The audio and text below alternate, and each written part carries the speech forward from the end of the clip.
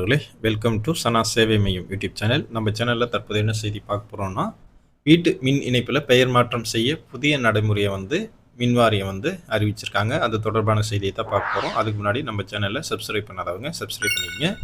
வீட்டு மின் இணைப்பில் பெயர் மாற்றம் செய்ய புதிய நடைமுறையை மின் வாரியம் அறிவிச்சிருக்காங்க. தமிழ்நாடு மின் உற்பத்தி கழக வணிக பிரிவு அனைத்து தலைமை பொறியாளர்களுக்கும் அனுப்பியுள்ள சுற்றறிக்கையில் கூறியிருக்கிறாங்க. என்ன சொல்லியிருக்காங்க அப்படின்னா, விண்ணப்பதாரர்களிடம் இருந்து ஏராளமான ஆவணங்களை கேட்பதால் வீட்டு மின் இணைப்பு பெயர் மாற்றம் செய்ய தேவையற்ற காலதாமதம் ஏற்படுது.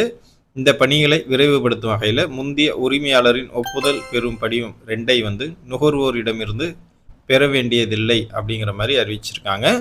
அதே நேரத்தில் விற்பனை பங்கு பிரித்தல் பரிசளித்தல் போன்றவற்றில் பெயர் மாற்றம் செய்ய வேண்டும்னா விற்பனை பத்திரம், சொத்து வரி ரசீது, நீதிமன்ற தீர்ப்பு உள்ளிட்டவற்றில் ஏதேனும் ஒன்றையும் ஒப்புதல் கடிதம் ஆகியவற்றையும் சமர்ப்பித்தா போதுமானது. குடும்பத்தின் மூத்த உறுப்பினர்கள் உயிரிழந்தால் பெயர் மாற்றம் செய்ய வாரிசு சான்றிதழ் அல்லது அண்மை காலத்தில் பெறப்பட்ட சொத்து வரி ரசீது மற்றும் இழப்பீடு பத்திரத்தை சமர்ப்பிக்கணும். இது தொடர்பாக பொதுமக்கள்கிட்ட விழிப்புணர்வு ஏற்படுத்த தலைமை பொறியாளர்கள் நடவடிக்கை எடுக்கணும் அப்படிங்கிற மாதிரி மின் வாரியம் கேட்டுக்கொண்டிருக்காங்க. பெயர் மாற்றத்துக்கு நீங்கள் ஆன்லைன்லேயே அப்ளை பண்ணிக்கலாம். இதற்கு 645 ரூபா கட்டணமாக நிர்ணயிச்சிருக்காங்க.